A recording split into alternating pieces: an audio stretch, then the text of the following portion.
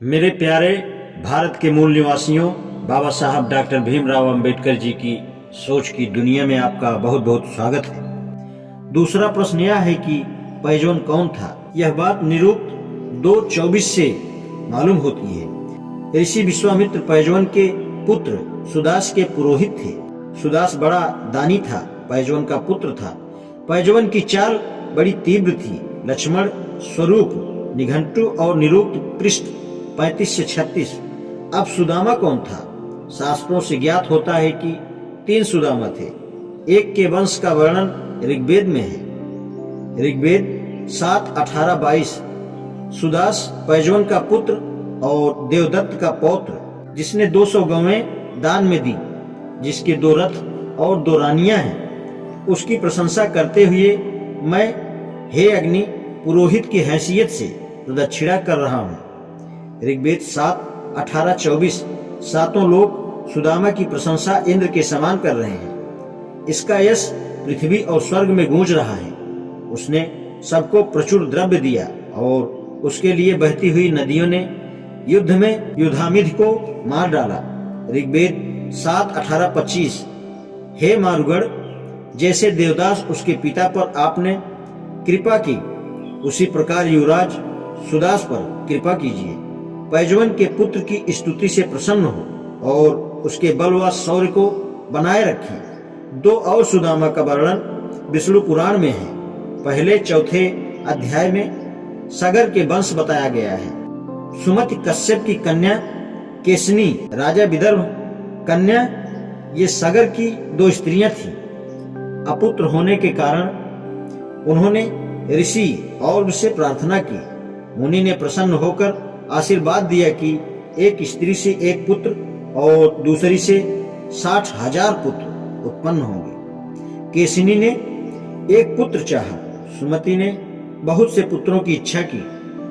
पहले के 1 पुत्र असमंजस में उत्पन्न हुआ, जिससे सगर का वंश चला। सुमति के 60,000 पुत्र हुए। असमंजस का पुत्र अंशुमन हुआ। अंशुमन के पुत्र दिलीप के भागीरथ हुए, जो गंगा को पृथ्वी पर ले आए। उसी से गंगा का नाम भागीरथी पड़ा। भागीरथी का पुत्र श्रुत, श्रुत का अम्बरीश, अम्बरीश का ऋतुपर्ण हुआ, जो नल का मित्र था और पासा खेलने में निपुण था। ऋतुपर्ण का पुत्र सर्वकाम, सर्वकाम का सुदास और सुदास का पुत्र सौदस हुआ, जिसे मित्र शाह भी कहते हैं। विल्सन विष्णु पुराण 377 से 380। दूसरे सुदास का वर्णन 19वें अध्याय में है, जो कि पुरु के वंश में था। पुरु का पुत्र जन्मेजय, उसका पुत्र प्राचीनवत, उसका पुत्र प्रवीर, उसका पुत्र मनुष्य, उसका पुत्र मनस्यु, उसका पुत्र भयद, उसका पुत्र सुद्युम्न, उसका पुत्र बहुगव हुआ। देवदास का पुत्र मित्रायु, उसका पुत्र च्यवन और उसका पुत्र सुदास हुआ। सुदास और सौदस हुआ, जिसे सहदेव भी कहते हैं। विल्सन विष्णु पुराण पृष्ठ 447 से 456।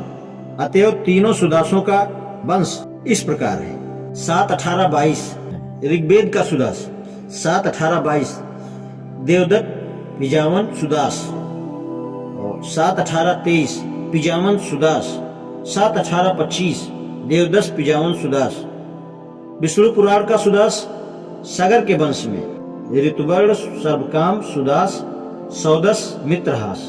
पुत्र के वंश में बहवस्य, देवदास, मित्रायु, च्यवन, सुदास, सौदस, सौमक। ऐसा प्रतीत होता है कि ऋग्वेद में नाम किसी ने ध्यान पूर्वक संग्रह नहीं किया।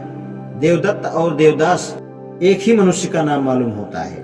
चित्रों शास्त्री संग्रहित ऋग्वेद में सब जगह पिजावन है। 7 लेकर की पुस्तक में सब जगह पैजावन है।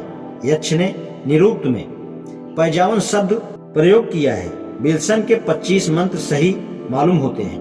पिजावन देवदास का नाम है और पैजावन सुदास का नाम है। ऋग्वेद वाले सुदास विष्णु पुराण के सुदास से भिन्न है।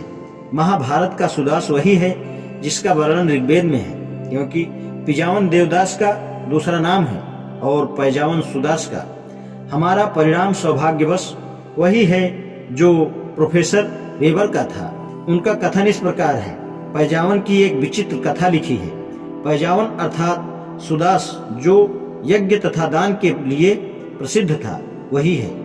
जो ऋग्वेद का सुदास था, सुदास विश्वामित्र का यजमान था और शूद्र था।